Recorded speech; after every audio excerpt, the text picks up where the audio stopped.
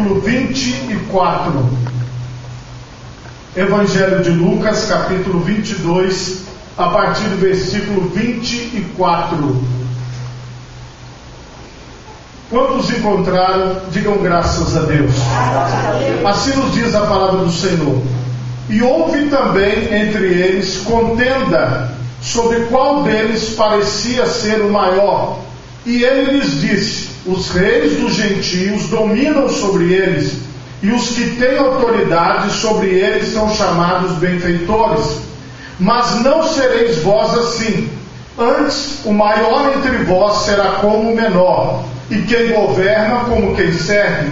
Pois qual é maior, quem está à mesa ou quem serve? Porventura não é quem está à mesa? Eu, porém, entre vós sou como aquele que serve.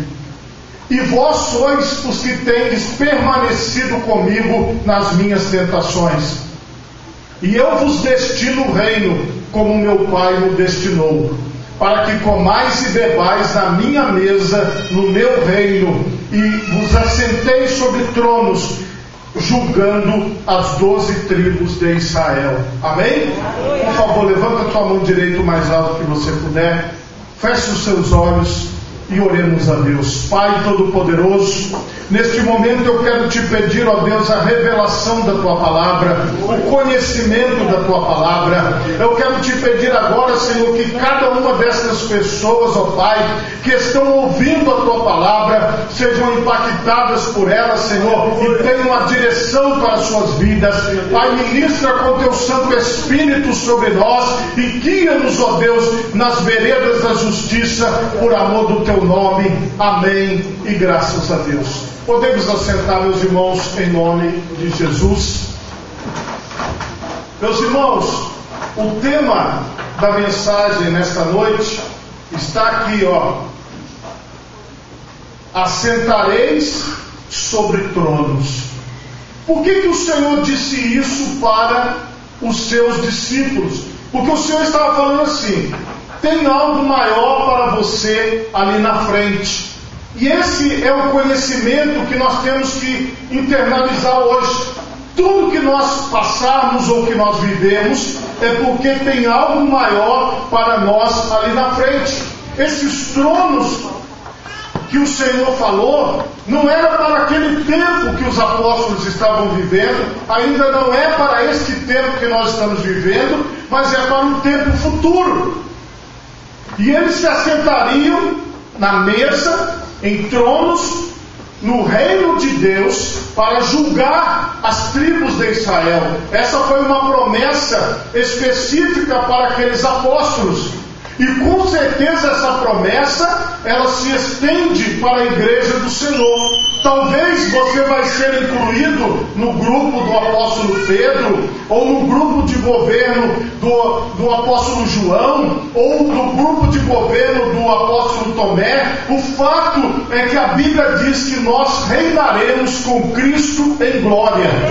E nós estamos passando aqui por uma preparação. O Senhor nos enviou para cá para que nós pudéssemos cumprir o plano dele, a vontade dele, o querer dele. Eu não estou aqui para fazer aquilo que eu quero.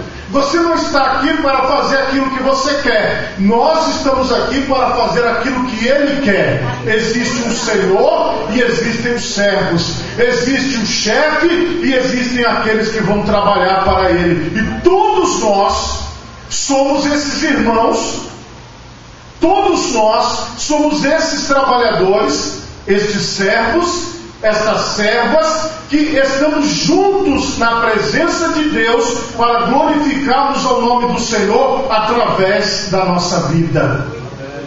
Meus irmãos, nós podemos empenhar a nossa vida em coisas supérfluas.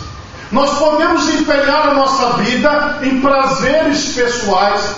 Nós podemos empenhar a nossa vida em fazer milhares de coisas, mas a escolha certa é empenhar a nossa vida em servir ao Senhor com alegria, a nos apresentarmos diante dele todos os dias da nossa vida. Porque quando você sai da sua casa e vem para um culto como esse, você está dizendo: Senhor Jesus, eis-me aqui na tua presença. Quando você se dispõe em obedecer, quando você se dispõe em cumprir a palavra de Deus, você está dizendo: eis-me aqui, Senhor, eis-me aqui na tua presença para fazer aquilo que é necessário. Irmãos, quando nós convivemos em sociedade, nós começamos a observar os problemas sociais, porque o ser humano é falho. Cada um de nós que estamos aqui cometemos falhas, cometemos erros. Quantas vezes você decide fazer uma coisa e você começa a fazer e de repente dá errado?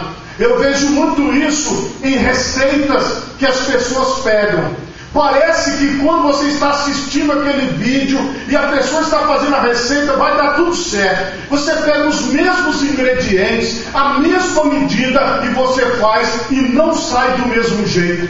E aí você fica pensando: por que não saiu igual? Alguma coisinha deu errada. Houve uma falha no processo. E quando essas falhas acontecem, nós ficamos procurando para saber onde foi que eu errei. Será que eu coloquei o ingrediente errado? Aí nós voltamos e voltamos. A falha faz parte do nosso ambiente. Nós convivemos numa sociedade onde nós temos acidentes. Ninguém quer sofrer um acidente, ou ninguém quer causar um acidente. Mas o acidente acontece, infelizmente, por causa da falha. Na maioria das vezes, nós falhamos. Na maioria das vezes nós erramos e acontece um acidente e algo não dá certo. Então nós descobrimos no dia a dia que nós temos uma limitação. E nessa convivência social, limitados como somos, problemáticos como somos, nós começamos a encontrar os defeitos.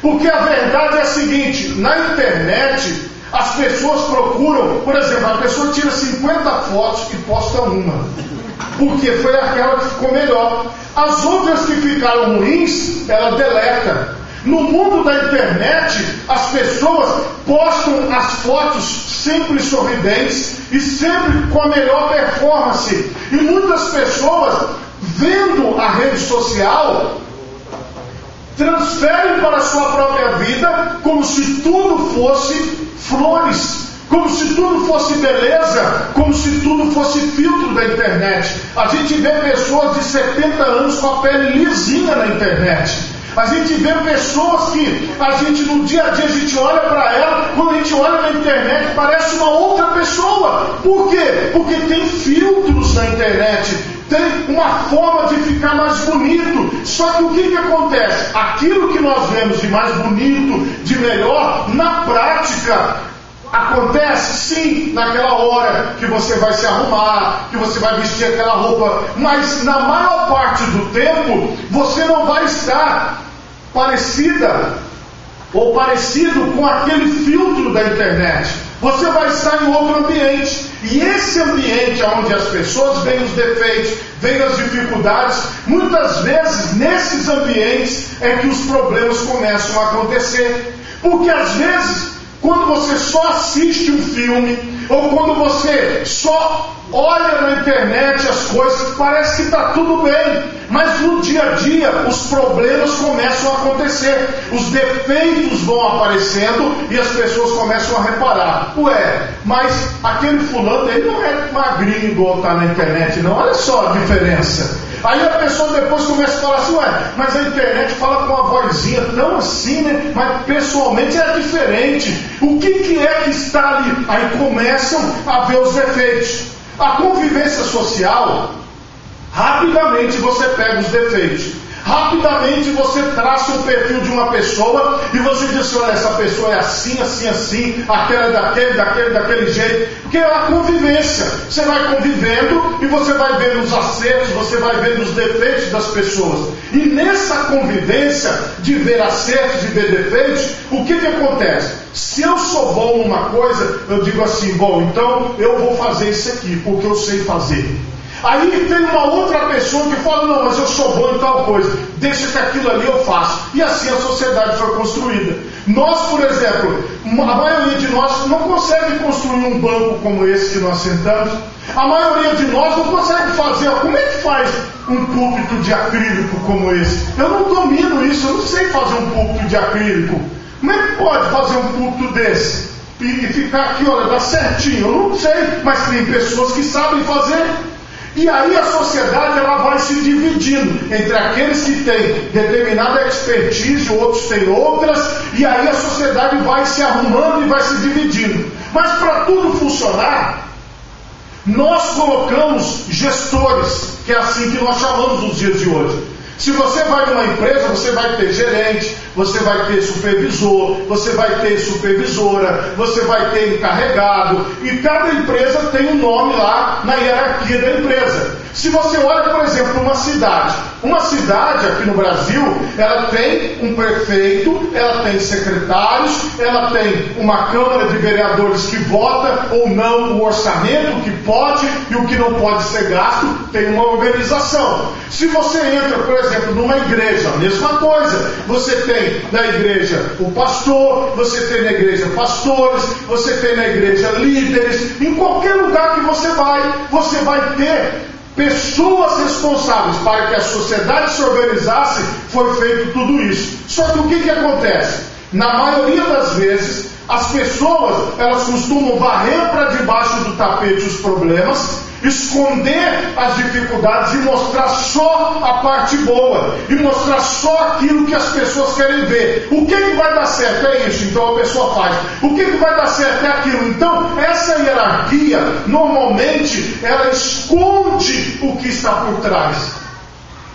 Normalmente a hierarquia ela cria ídolos, ela cria super mulheres e super homens. Você vai encontrar super pessoas na internet, você vai encontrar nos ambientes de repartição pública ou de repartição privada, aquela pessoa que quando ela chega, todo mundo fala, olha, é ele, é ela. Por quê? Porque ele conseguiu isso, ela conseguiu aquilo, ele atingiu tantos milhões, ela chegou em tal lugar, ele começou como garçom, agora ele é o dono de tudo, ela começou. Então você vai criando histórias de pessoas como se houvesse uma qualidade de ser humano melhor do que a outra. Na verdade, meus irmãos, o que existe são funções diferentes, mas o ser humano é igual. O ser humano não tem diferença, nem da mulher, nem do homem. Todos nós somos filhos do mesmo Pai, que é Deus.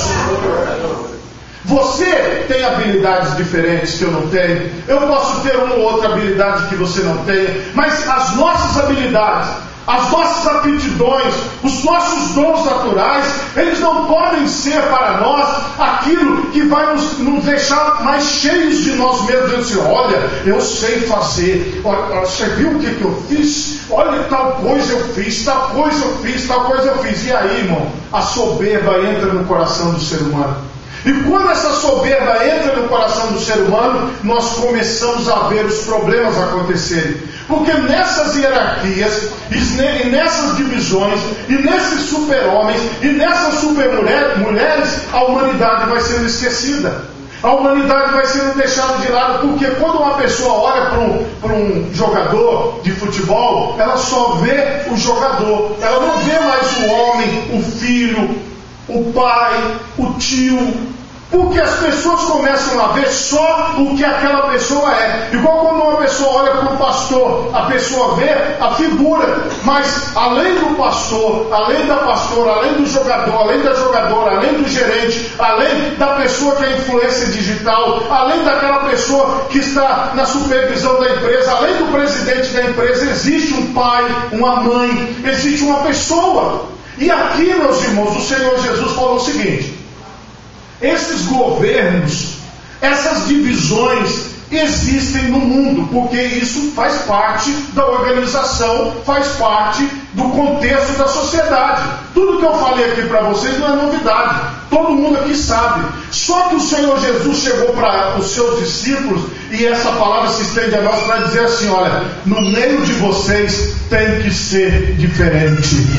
Quando eu cheguei na igreja, eu falei isso para alguns irmãos. Eu cheguei na igreja ouvindo o seguinte: você é advogado lá fora, aqui você é servo, aqui você é filho. Você é gari lá fora, aqui você é servo, aqui você é filho. Você é pedreiro lá fora, aqui você é servo, aqui você é filho. Você é enfermeiro lá fora, aqui você é servo, aqui você é filho. Ou seja, todos nós somos irmãos na presença de Deus.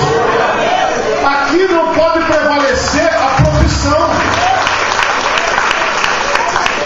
Por mais que você tenha uma profissão, ou eu, todos nós, mas aqui na presença de Deus, eu sempre ouvi isso na igreja. Nós somos uma pessoa que é um filho, uma filha, nós servimos ao Senhor. Então esta visão de entrar dentro da presença de Deus, eu estou aqui para servir na casa do Senhor, para louvar o Senhor, para bendizer o Senhor, para me colocar à disposição do Senhor. Mas aí na inversão, o que começou a acontecer? Aconteceu lá com os apóstolos também, e acontece no nosso meio. Eu sou advogado, não posso pegar na vassoura. Não limpar banheiro, não. Eu sou juiz. Entendeu? Eu tenho gente para trabalhar para mim, eu tenho um carro melhor, eu não vou.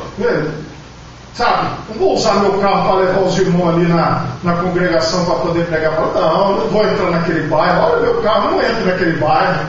Que adianta isso? Vocês entenderam? As pessoas, elas da sociedade que tem um patamar, uma elite, elas começaram a estar na presença de Deus e começaram a se sentir grandes, e começaram a se sentir maiores do que os outros. E aí as pessoas começaram a ficar entre elas dizendo assim: quem é o maior aqui? Será que é aquele que ganha o maior salário? Será que é aquele que tem mais evidência social? Será que é aquele que mais aparece para a sociedade? Quem é o maior entre nós? A Bíblia diz aqui, no versículo que nós lemos, houve também entre eles contenda, discussão sobre qual deles parecia ser o maior. O que você acha? Você olhando para mim assim, eu não sou o maior? Aí o outro falava assim, não, eu é que sou o maior. Para mim, pelo amor de Deus, eu não tenho comparação com esse daí. Não, o maior é o fulano, o maior é o ciclano. Entre os 12 apóstolos houve uma discussão de qual deles seria o maior. Será que isso já aconteceu na sua casa? Quando a sua mãe ou seu pai viajaram, quem manda aqui sou eu. Aí tem um irmãozinho pequenininho desse tamanho, ele vem e fala, sou eu que mando. Todo mundo quer mandar, todo mundo quer ter a palavra final. E aqui que está o problema. Quando uma pessoa, ela acha assim, olha, a palavra final tem que ser a minha, a vontade que tem que ser feita é a minha, aqui nascem as contendas, as brigas, e eles começaram a brigar, começaram a discutir, falaram, não senhor, quando eu falar, se Jesus não estiver aqui, vocês têm que me obedecer. Aí o outro disse, nada disso, vocês têm que obedecer é a mim. E essa discussão entre os apóstolos é que trouxe a reflexão que Jesus falou, baseado em tudo que eu disse para vocês aqui. Os reis dos gentios dominam sobre eles, e os que têm autoridade sobre eles são chamados benfeitores. É o que acontece até hoje, como eu expliquei. E aí Jesus vem e diz assim, mas vós não sereis assim. Antes, o maior entre vós seja como o menor, e quem governa como quem serve. O Senhor está falando assim, olha, na presença dele, todos nós temos as mesmas funções. Todos nós temos o mesmo trabalho. Nós temos aqui, irmãos, funções diferentes. Sim, porque Jesus ele fala, depois através dos apóstolos, da igreja como um corpo. E um corpo, você sabe, tem pés, tem mãos, tem nariz, tem ouvido. Cada órgão do nosso corpo cumpre uma função. Só que a ideia é, você não pode ficar sem função, eu não posso ficar sem função. Eu fui chamado para ter movimento, para fazer parte de um corpo. O corpo que não se movimenta, ele está com algum problema, ele está um pouco doente, está um pouco problemático. Mas quando você está saudável, você levanta e anda, você levanta e fala, você levanta e ouve, você levanta e faz alguma coisa. Então na presença de Deus, o que o Senhor está falando? Vamos ter movimento, vamos trabalhar todo mundo. Aqui não tem chefe, aqui só tem Senhor, só servos do Senhor, entende? O Senhor é Ele, nós estamos para servi-lo, nós estamos para adorá-lo, nós estamos para viver na sua presença. Agora eu quero que você resgate essa visão do serviço. Muitas pessoas, elas pensam da seguinte forma: tem tanta gente para fazer, na verdade não tem. As pessoas poderiam fazer, mas só que as pessoas poderiam fazer, aí fica sempre na conta de alguém que não vai fazer. O que é a visão aqui? A visão aqui é: todos vocês são irmãos, todos vocês são servos, então todos vocês precisam contribuir, todos vocês precisam trabalhar, todos vocês precisam fazer alguma coisa. Você pode ver que a criança, quando ela ainda está em desenvolvimento, se ela vê a mãe varrendo, ela quer varrer junto.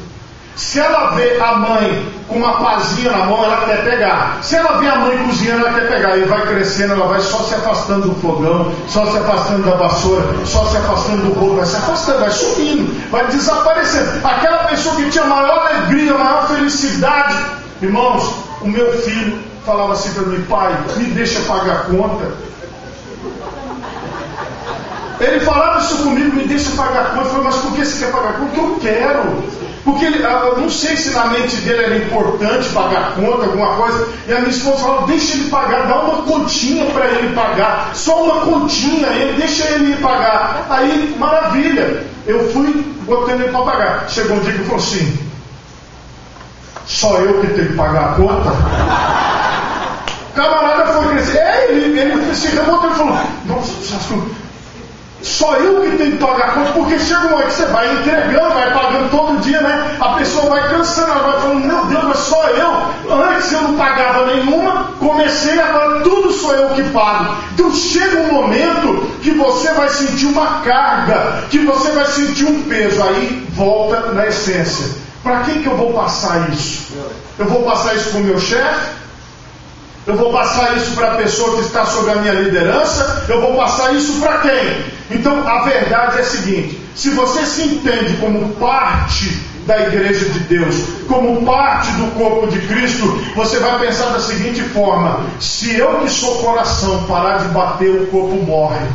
Se eu que sou ouvido parar de ouvir, o corpo vai estar em perigo. Se eu que sou boca parar de falar, o corpo vai parar de se comunicar. Se eu que sou pé e parar de andar, o corpo não vai se mexer. Então eu vou andar, porque se eu continuar andando, o corpo vai continuar funcionando. Se eu continuar segurando, o corpo vai continuar de pé. Então você não pensa só em você, mas você pensa na coletividade. Porque se você parar, o corpo para.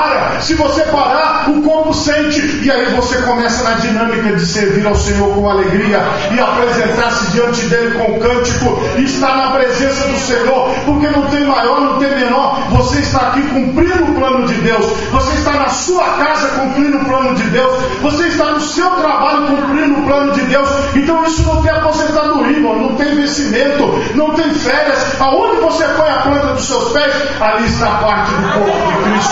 Ali está um homem ou uma mulher de Deus. Esta é a visão de Cristo. Ele mostrou isso para nós. Pois qual é o maior? Jesus falou: quem está à mesa ou quem serve? Porventura não é quem está à mesa? Eu, porém, entre vós sou como aquele que serve. Jesus falou: vocês não estão vendo o que eu estou fazendo? Vocês não estão vendo as minhas atitudes? E essas atitudes aqui de Jesus, que Jesus mostrou para ele, se referia ao texto que João ele relata com clareza em João no capítulo 13, e ele relata assim, a partir do versículo 4: levantou-se da ceia, tirou as vestes, isso Jesus, tomando uma toalha, cingiu-se, depois pôs água numa bacia e começou a lavar os pés aos discípulos e a enxugá-los com a toalha com que estava cingido. Jesus, ele do nada se levantou, tirou, se fosse hoje era o paletó, tirou a sua túnica e pegou uma toalha, pegou uma bacia com água e começou a lavar os pés dos discípulos. A função de lavar os pés era a função do criado, do empregado, do servo, daquela pessoa. Porque se você parar para pensar, não é uma coisa muito legal você ter que lavar os pés das pessoas. Naquela época, as ruas elas eram de chão batido. Então se tivesse, por exemplo, chovendo, provavelmente o pé ia estar cheio de lama. Se tivesse muito sol, muita poeira, o pé ia estar todo sujo de pó. Então pegar no pé de alguém naquela época não era fácil. Eles andavam com sandálias, não é igual a gente com o sapato fechado hoje. Mas se você andar em chão de terra batida, mesmo de sapato, vai sujar tudo, vai sujar a meia, vai sujar o sapato, porque a poeira ela entra em todos os lugares. E aquela situação ali era uma situação do servo do servo. E na casa onde eles estavam, não tinha ninguém naquele momento disponível para lavar os pés. Qual era a esperança? Alguém aqui, estava Jesus e mais os 12, vai se disponibilizar em fazer a limpeza dos pés, mas ninguém se disponibilizou em lavar os pés uns dos outros. Aí Jesus foi lá e lavou. E quando Jesus teve essa atitude, eles começaram a compreender que o que é servir a Deus? É fazer o que for preciso ser feito no ambiente onde você estiver, em qualquer lugar do planeta. Precisou, você está ali pronto para fazer o que é necessário. Às vezes pode ser socorrer alguém, às vezes pode ser cuidar de uma pessoa que está enferma, às vezes pode ser levar alguém ao médico, às vezes pode ser limpar o vômito de alguém que vomitou, às vezes pode ser ficar do lado daquela pessoa que precisa, às vezes pode ser você ter que pegar do seu recurso pessoal e pagar um gás, pagar alguma coisa para alguém que está necessitado. A verdade é que o Senhor vai te solicitar a cumprir várias situações e você tem que dizer: Senhor, eis-me aqui, eu estou aqui para te representar na vida desse homem, dessa mulher que precisa de ajuda. É assim. Não tinha ninguém para lavar, não. Jesus se prontificou, foi lá e lavou. E aí a lição que Jesus deu, complementando a palavra que eu estou lendo lá atrás, foi assim, ó: depois que lhes lavou os pés, tomou as suas vestes, assentou-se outra vez à mesa e disse-lhes: entendeis o que vos tenho feito? Vós me chamais mestre e Senhor, e dizeis bem, porque eu o sou. Ora, se eu, Senhor e mestre, vos lavei os pés, vós deveis também lavar os pés uns dos outros, porque eu vos dei um exemplo, para que como eu fiz, façais vós também. A função aqui de lavar os pés não é simplesmente um ritual de você sentar numa cadeira e lá sair, por exemplo, se eu pegar sua bacia e sair lavando os pés de vocês. Isso é uma coisa simbólica. Lavar os pés era a pior função da casa. Então, irmão, às vezes você vai ter que fazer a pior função da casa, a pior função no seu trabalho, a pior função aqui na igreja, a pior função na rua, a pior função no ônibus, a pior função onde você estiver. O que tem que ser feito de pior aqui que ninguém quer fazer? É essa que você vai fazer. Por quê? Porque você está aqui para servir. Nos ambientes onde você está, você vai ser solicitado a servir. Você vai ser solicitado a fazer alguma coisa. Isso que eu estou falando aqui para vocês, as pessoas pagam bastante para aprender nesses eventos que existe especialista de ensinar as pessoas. É o que Jesus ensinou que eles ensinam, que a pessoa está à disposição da sua empresa, à disposição do seu trabalho, à disposição na escola, onde quer que ela vá. A instrução é essa, é a que Jesus deu, porque as pessoas que crescem na sociedade, as pessoas que vencem na vida, são as pessoas dispostas a trabalhar, dispostas a servir. Irmãos, se eu fosse dar um curso para homens, ele ia ser composto de uma enxada, uma foice e uma pá. Esse seria o curso básico de homem. Por quê? O camarada, às vezes você vai, por exemplo, quando você pega brita para recolher pedra, aquelas pedrinhas, aquilo ali, você coloca a pá, não vem nada. Não vem nada. Você tem que fazer força, irmão. Você tem que fazer força para encher a pá. Então ali você já começa a fazer. Irmãos, a gente vê uns homens malhados por aí, o cara não sabe pegar na enxada. Quando tem um peso para carregar, as mulheres dos caras que estão carregando os pesos, e os homens fortão lá tudo olhando assim o caminhão. Que isso, irmãos? Entende? Então assim, aquela questão de pegar e fazer. Aí teve um dia que eu falei aí com um cidadão, eu falei: irmão, você não pega por quê? Não, porque o agachamento não pode ser desse jeito, sabe? O cara tem que pensar para agachar, não, porque eu faço agachamento, aí se eu agachar de qualquer jeito, pode dar. Eu falei: ah, meu irmão, pelo amor de Deus, o cara fica pensando o jeito que ele tem que agachar para pegar um peso, acabou o dia, irmão, acabou, encerrou o dia, ninguém trabalhou.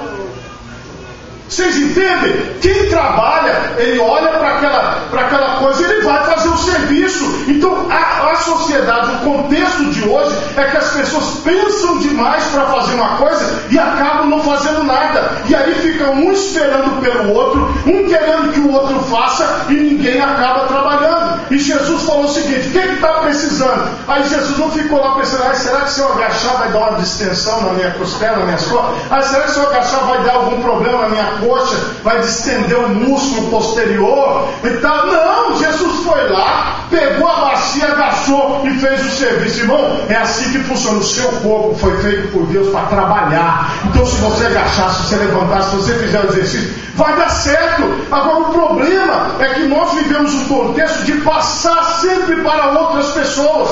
E quando você assume que você precisa fazer, então você está na direção certa de Deus para a sua vida. E aqui, irmãos, Jesus ele mostrou para eles: vocês viram? Eu sou mestre, se vocês entenderam o que eu fiz o que foi necessário. E ele falou assim: entre vocês não devem viver com essas coisinhas de títulos ou de nome, não. Entre vocês precisam trabalhar de maneira igual. Vocês precisam todos estarem com disposição do serviço. Aí ele diz assim: olha, para aquelas pessoas, e Jesus vem e os anima. Não quer dizer, irmão, que alguém, que igual aconteceu aqui com os discípulos, que eles eram descartados, que Jesus falou para eles: vocês podem ir embora. Não, Jesus falou para eles assim: pois qual é o maior? Quem está à mesa ou quem serve? Porventura não é quem está à mesa? Eu, porém, entre vós sou como aquele que serve. E vós sois os que tendes permanecido comigo nas minhas tentações. Aqueles discípulos tinham uma qualidade. Eles estavam brigando para ver quem era o maior, mas eles tinham uma qualidade: eles permaneceram. Irmãos, quem tem uma visão, às vezes até a mais, de pensar assim: não, eu quero chegar mais longe, eu quero fazer mais, eu quero estar mais em evidência, eu quero fazer alguma coisa de destaque. Não está errado a pessoa pensar dessa forma. O que está errado é a pessoa querer pisar nas outras pessoas. Deus ele pode te colocar no mais alto de qualquer profissão, de qualquer local, mas ali você tem que ter o espírito de servo e de serva do Senhor e cuidar bem das pessoas que estão ao seu redor. Esse é o objetivo, porque o cargo não vai subir a sua cabeça. Você não vai se tornar uma pessoa soberba porque você ganha mais. Você não vai se tornar uma pessoa soberba porque você tem um carro melhor. Você não vai se tornar uma pessoa soberba porque você tem mais diplomas. Não, você vai continuar sendo a mesma pessoa de sempre. É isso que faz a diferença na vida e na sociedade. É isso que o Senhor Jesus ensinou. Então a principal virtude daqueles homens era permanecer na presença de Jesus. E Jesus os elogiou por isso. E é isso, irmão, que eu quero analisar com você agora. Você tem permanecido na presença de Deus? Você tem permanecido na presença de Jesus? Então o Senhor, Ele tem uma palavra para você. Ele disse assim: eu vos destino o reino como meu Pai nos destinou. Então você tem, irmão, um destino para frente de governo. Você tem um destino para frente de governar o planeta Terra. As pessoas já me perguntaram, algumas pessoas que não me conhecem muito bem, assim: pastor, o senhor já foi a Israel? Eu falei: não, mas eu estou com a passagem comprada. E a pessoa me pergunta assim: mas quando é essa passagem? Olha, a Bíblia diz que o Senhor, Ele descerá do céu com alarido de trombeta, e aqueles que foram salvos vão descer junto com Ele. E a Bíblia fala aqui, que eu já li: nós reinaremos com Cristo em glória. Então nesse dia que o Senhor descer, já está comprada a passagem, já está marcado o dia lá no céu. Vai ser o dia que eu vou descer, irmão, e você pode me procurar lá. Você vai me achar reinando com Cristo. Você vai me achar na presença de Deus, seja do grupo de Pedro, de João, de Tomé. Eu vou estar junto com esses homens de Deus aqui do passado, reinando com Cristo em glória, aqui mesmo nesse mundo. O treinamento que eu estou fazendo aqui, irmão, e que você está fazendo aqui, é para reinar com Cristo em glória, com esta consciência, com esta palavra, com aquilo que nós aprendemos na presença de Deus. E não vai ter oposição no governo do Senhor, porque quando o diabo se levantar com a sua boca, com a palavra que sai da sua boca, Satanás e o seu exército será destruído. Isso é para quem lê a Bíblia. Tudo que eu falei aqui não está escrito na Bíblia, mas é tudo um pouquinho. Eu não estou lendo cada versículo. Se você, irmão, prestar atenção naquilo que o Senhor tem para nós, Ele está falando assim, ó, sirva agora para você reinar depois. Entendeu? Não negue serviço agora, porque amanhã você vai subir. Irmão, essa regra de Jesus serve para você que é empreendedor. Essa regra de Jesus serve para você que é um profissional de qualquer área. Ele está falando, sirva bem onde você está, porque você só vai subir. Não tem como você descer. Se você tiver esse espírito de serviço, de trabalho, você só cresce, porque todo mundo quer estar do lado de quem trabalha. Irmão, você trabalha, você sabe disso. Você não gosta de ir trabalhar com gente ruim de serviço. Às vezes eu escuto no ônibus as pessoas falando assim, meu Deus, peguei aquele motorista. E um conversando com o outro, rapaz, que motorista não ajuda a gente. Que é o camarada que descarrega. Porque se o motorista ajuda o ajudante, poxa, melhora o serviço dele. Rapaz, aquele ajudante, aquele motorista não me ajuda. Meu Deus, tomara que amanhã eu não caia na escala dele, que eu vá com outro, com fulano. E a gente ouve as pessoas reclamando, quando às vezes a escala de serviço cai com aquele preguiçoso, todo mundo fica, meu Deus, eu vou ter que fazer o serviço todo. Eu já sei, ele não vai fazer, ele vai dormir, eu vou ter que acordar ele, eu vou ter que chamar ele, não vai cumprir, não vai chegar na hora, eu vou ter. E quando você tem que render uma pessoa que não chega, ou quer dizer, você ser rendido por uma pessoa que não chega, aí toda vez que você cai na escala daquela pessoa, você pensa, meu Deus, eu já sei, não precisa nem me esperar que aquela pessoa não vai chegar, eu já sei que ela não vai chegar, eu já sei que ela atrasa. Então, muitas vezes, irmãos, no dia a dia, na profissão, no trabalho, as pessoas estão deixando de lado o serviço, o trabalho, o colocar a mão na massa, o fazer a sua parte, para poder ficar apenas nessas posições de autoridade, achando que outras pessoas vão fazer por elas. Irmãos, olha só, você já ouviu essa frase, que é hora de arregaçar as mangas e colocar a mão na massa? É hora de trabalhar, é hora de você, olha, soltar aí, olha, o botão e trabalhar e falar assim, olha, o que está precisando ser feito? Eu estou aqui para servir, eu estou aqui para trabalhar, eu estou aqui para louvar a Deus. Se você é grande no reino de Deus, então aqui você está de serviço, irmão. Você bateu o cartão de ponto já, você está a trabalho, você está aqui para a glória de Deus, nós estamos aqui para louvar o Senhor. Então esta é a hora. E como é que é esse serviço, como é que é esse trabalho? É o seguinte, é um trabalho, trabalha 24 horas por dia. Quando você está dormindo, você está trabalhando a si mesmo, porque até você dormindo, você também está servindo. E quando você acorda, você levanta, você diz, Pai, muito obrigado por esse dia. Em que eu posso ser útil ao Senhor nesse dia? Estou pronto, quero te servir. Acabou, está chegando o fim do domingo. Pai, muito obrigado, agora eu vou descansar. Segunda-feira, acordou. Pai, muito obrigado pela segunda-feira. Em que eu posso ser útil nesse dia? Qual é a minha tarefa de hoje? Então, em tudo que você fizer, da pequena coisa à maior coisa, vai ser para a glória de Deus. Aquela prova que você faz é para a glória de Deus. Aquela torneira que você conserta é para a glória de Deus, aquele piso que você assenta é para a glória de Deus, aquela rua que você varre é para a glória de Deus, aquela roupa que você estende no varal é para a glória de Deus. Tudo que você faz exalta o Senhor, tudo que você faz bendiz o Senhor, porque no seu gesto, na sua atitude, as pessoas falam, como essa pessoa é dedicada, como esse homem é um homem diferente, como essa mulher não foge do serviço. Está aí, ó, a marca de Deus na sua vida. É simples, irmão, mas ao mesmo tempo é muito complicado. Porque se você é o chamado morcego, se você é aquela pessoa que não faz, que não tem vontade para nada, o que acontece? É crente. Não, eu trabalho com um crente aqui, que eu vou falar a verdade a você, viu?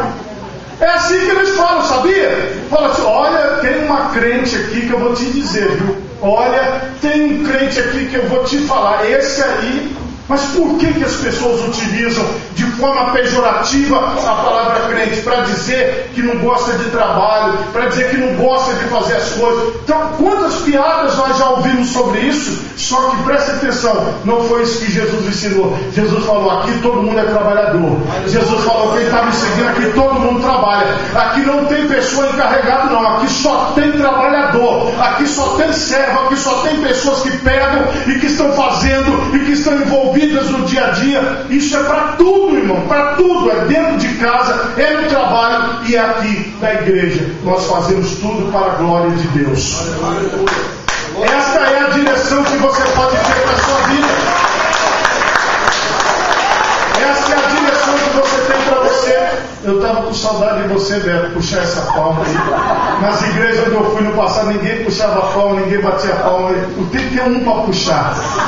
Ele já está alinhado comigo aqui. Um puxou e não bate, você vê a palma dele é alta, né? Forte, então eu tenho que bater palma. Se a pessoa não quiser bater palma, ela bate palma. Está no serviço, irmão, está trabalhando.